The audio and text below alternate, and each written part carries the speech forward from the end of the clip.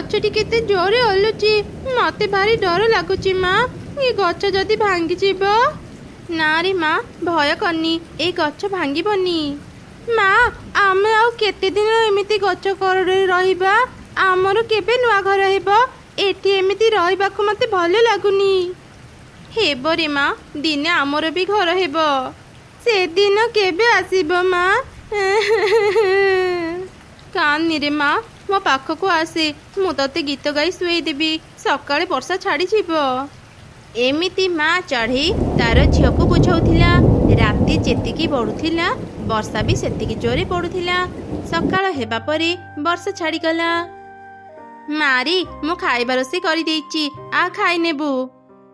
ନାଇଁ ମା, ମତେ ଏବେ ଭୋକ ଲାଗୁନି, ମୁଁ ଏବେ ଖେଳିବାକୁ ଯାଉଛି। ଆରେ, ନ ଖାଇ ଖେଳିବାକୁ ଯାନି, ଚାଲ ଆଗ କିଛି ଖାଇନି ତାପରେ ଖେଳିବାକୁ ଯିବୁ। ମା, ସବୁ ଖାଇବା ଖାଇଦେଲି, ଏବେ ମୁଁ ଖେଳିବାକୁ ଯାଉଛି। ଆଚ୍ଛା ଠିକ ଅଛି, ଯା। ହେଲେ ଶୁଣ ମା, ଏକୁଟିଆ ବେଶୀ ଦୂରକୁ ଯିବୁନି। ଏବେ ମୁଁ ବି କାମ ଖୋଜିବାକୁ ଯାଏ। କିଛି ଗୋଟେ କାମ ପାଇଲେ ମୁଁ ଶୀଘ୍ର ଗୋଟେ ଭଲ ଘର ତିଆରି କରିପାରିବି।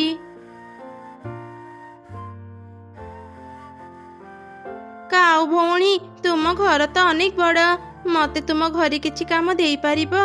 କଥା କ'ଣ କି, ମୋ ପାଖରେ ଏବେ କିଛି ବି କାମ ନାହିଁ। ତୁମେ ଯାହା ବି କାମ ଦେବ ମୁଁ ସବୁ କରିଦେବି କାଉ ଭଉଣୀ। ମୋ ଘରେ କିଛି ବି କାମ ନାହିଁ, ମୁଁ ସବୁ କାମ ନିଜେ କରିପାରିବି। ତୁ ଏଠୁ ଚାଲିଯା। ଏମିତି ଶୁଣି ଚଢ଼େଇ ସେଠାରୁ ଚାଲିଗଲା।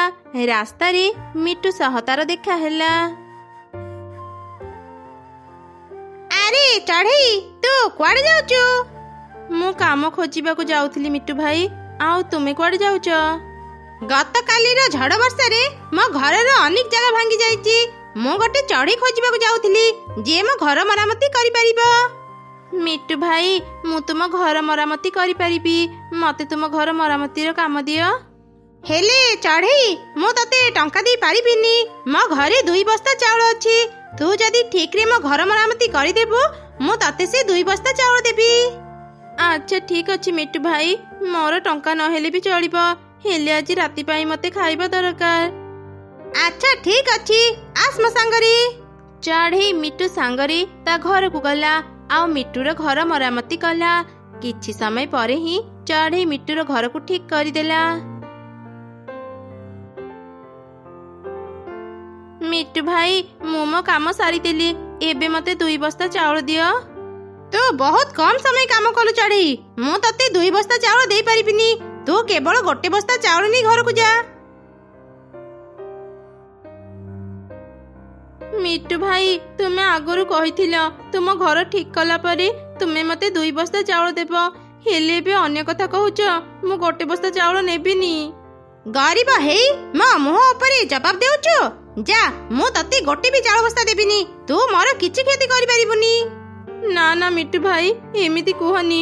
ଦିଅ, ମତେ ସେ 1 ବସ୍ତା ଚାଉଳ ଦିଅ।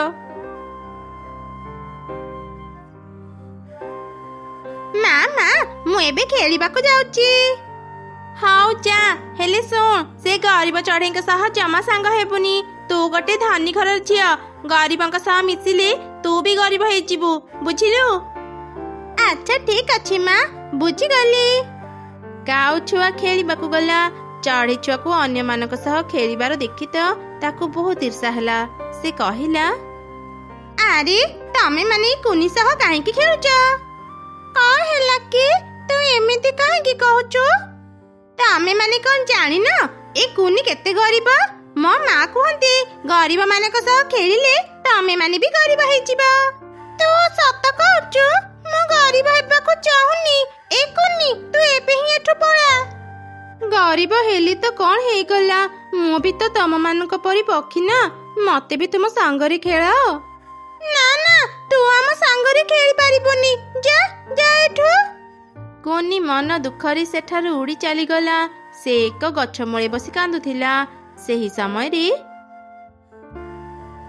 ଆରେ ଛୋଟ ପକ୍ଷୀ, କ'ଣ ହେଇଛି ତୋର? ତୁ ଏଠି ଏକା ଏକା ବସି ଏମିତି କାନ୍ଦୁଛୁ କାହିଁକି? ମୁଁ ଗରିବ ବୋଲି ମୋ ସହ କେହି ସାଙ୍ଗ ହେଉନାହାନ୍ତି। ଓ ଏମିତି କଥା, ଜାଣିଛୁ ଛୋଟ ପକ୍ଷୀ, ମୋର ବି କେହି ସାଙ୍ଗ ନାହାନ୍ତି। ତୁ କଣ ମୋର ସାଙ୍ଗ ହେବୁ? ହଁ, କାହିଁକି ନୁହଁ, ଆଜିଠୁ ଆମେ ସାଙ୍ଗ। ଚାଲ ସାଙ୍ଗ ହେଇ ଖେଳିବାକୁ ଯିବା।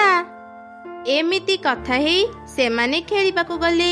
ପ୍ରତିଦିନ ଚଢ଼େଇ ଆଉ ପ୍ରଜାପତି ସାଙ୍ଗ ହେଇ ଗୋଟି ଫୁଲ ବଗିଚାରେ ଖେଳୁଥିଲେ। କିଛି ଦିନ ବିତିଗଲା। ଦିନେ ପ୍ରଜାପତି ଆଉ ଚଢ଼େଇ ଛୁଆ ଖେଳୁ ଖେଳୁ ଦୂରରେ ଥିବା ଗୋଟେ ଧଳା ଫୁଲର ଗଛକୁ ଦେଖିଲେ।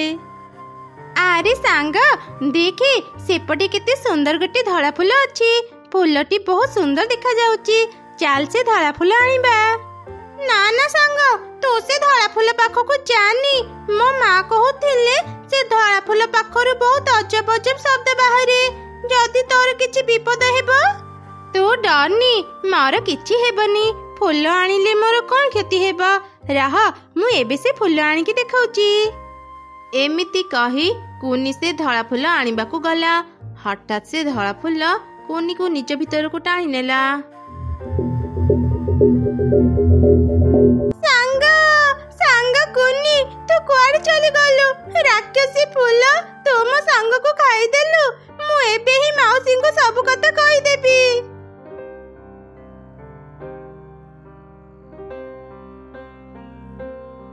ଆରେ ପ୍ରଜାପତି, ତୁ ଏମିତି କାନ୍ଦୁଛୁ କାହିଁକି? ମାଉସୀ, କୁନି କୁନି, କଣ ହେଇଛି ମୋ ଝିଅର? ମତେ ଶୀଘ୍ର କହ। ପ୍ରଜାପତି ଚଢ଼େଇକୁ ସବୁ ଘଟଣା କହିଲା।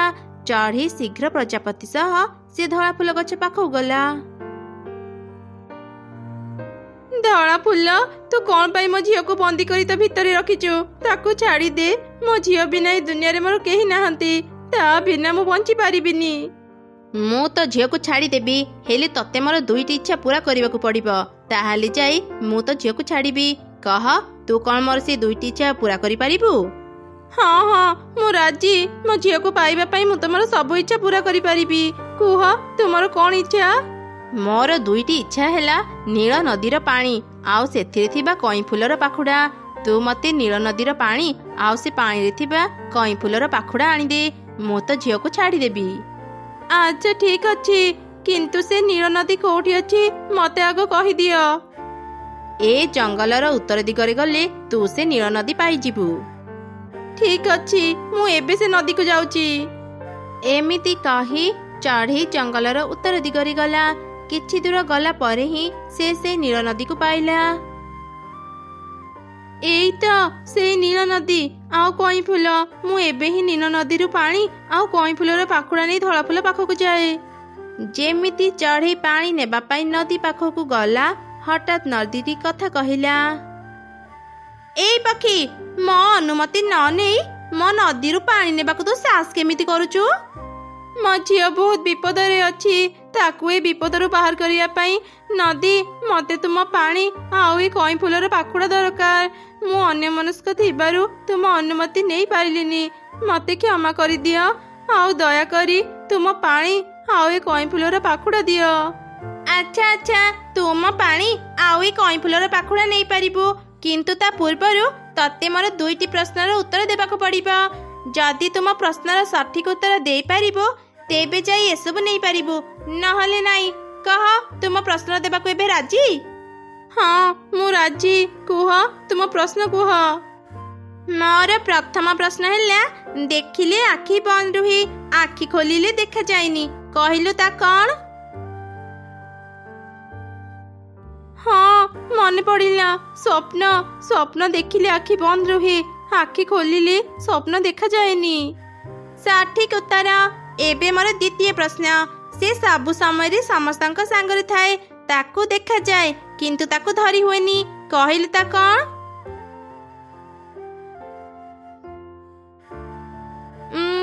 କଣ ହେଇପାରେ? ହଁ, ଛାଇ। ଛାଇ ସମସ୍ତଙ୍କ ସାଙ୍ଗରେ ଥାଏ, ତାକୁ ଦେଖି ହୁଏ କିନ୍ତୁ ଧରି ହୁଏନି। ତୁ ମୋର ଦୁଇଟି ପ୍ରଶ୍ନର ସଠିକ ଉତ୍ତର ଦେଇଛୁ। ଯା, ତୋର ଯେତେ ଇଚ୍ଛା ସେତେ ପାଣି ମୋ ପାଖରୁ ନେଇଯା, ଆଉ ଏ ପଦ୍ମ ଫୁଲର ପାଖୁଡ଼ାକୁ ବି ନେଇଯା। ଚଢ଼େଇ ଖୁସି ହେଇ ନୀଳ ପାଣି ଆଉ କଇଁ ଫୁଲର ପାଖୁଡ଼ା ନେଇ ଧଳା ଫୁଲ ପାଖକୁ ଗଲା। ଧଳା ଫୁଲ, ଏଇ ଦେଖ, ମୁଁ ନୀଳ ନଦୀରୁ ପାଣି ଆଉ କଇଁ ଫୁଲର ପାଖୁଡ଼ା ନେଇ ଆସିଛି। ଏବେ କୁହ, ମୁଁ କଣ କରିବି? ତୁ ସେ ନୀଳ ପାଣି ମୋ ଉପରେ ପକେଇ ଦେ, ଆଉ ସେ କଇଁ ଫୁଲର ପାଖୁଡ଼ା ମୋ ପାଖକୁ ଆଣେ। ଚଢ଼େଇ ନୀଳ ପାଣି ଧଳା ଫୁଲ ଉପରେ ପକେଇଲା। ତାପରେ ସେ କଇଁ ଫୁଲର ପାଖୁଡ଼ା ଧରି ଧଳା ଫୁଲ ପାଖକୁ ଗଲା। ସଙ୍ଗେ ସଙ୍ଗେ ଧଳା ଫୁଲଟି ଏକ ପରୀରେ ବଦଳି ଗଲା।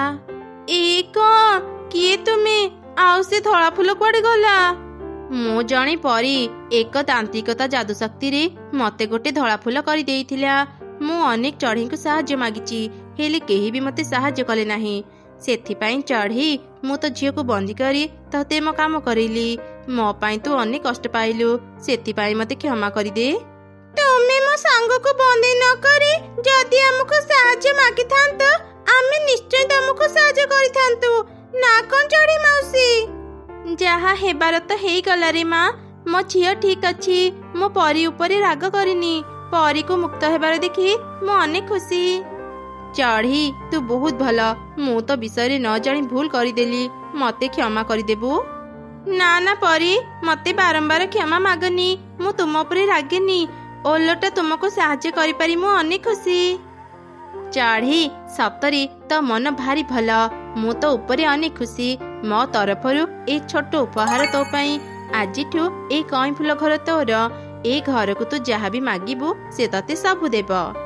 ପରୀ, ଆମ ପାଖରେ ରହିବାକୁ ଘର ନଥିଲା। ଏଇ ଘର ଦେଇ ତୁମେ ଆମର ବହୁତ ବଡ଼ ଉପକାର କରିଛ। ତୁମକୁ ଅନେକ ଅନେକ ଧନ୍ୟବାଦ ପରୀ।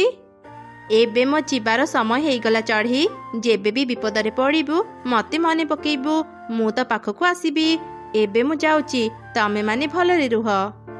ଏମିତି କହି ପରୀ ସେଠାରୁ ଚାଲିଗଲା। କଇଁ ଫୁଲ ଘରେ ଚଢ଼େଇ ଆଉ ତାର ଝିଅ ରହିଲେ। ସେମାନଙ୍କୁ ଯାହା ବି ଦରକାର ହେଉଥିଲା ସେମାନେ କଇଁ ଫୁଲର ଘରକୁ ମାଗୁଥିଲେ। କଇଁ ଫୁଲ ଘର ସେମାନଙ୍କୁ ସେସବୁ ଦେଇ ତାଙ୍କୁ ସାହାଯ୍ୟ କରୁଥିଲା।